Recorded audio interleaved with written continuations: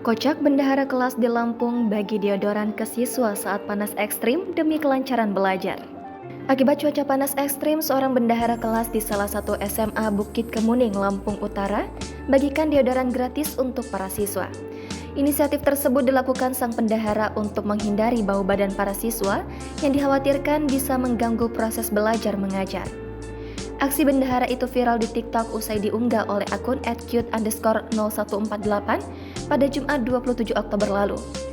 Dalam video yang diunggah, tampak seorang bendahara perempuan yang memegangi plastik hitam berukuran sedang. Rupanya, plastik tersebut berisi puluhan deodoran saset yang hendak dibagikan untuk para siswa. Sambil mengelilingi kelas, bendahara tersebut menyerahkan satu saset deodoran untuk setiap siswa.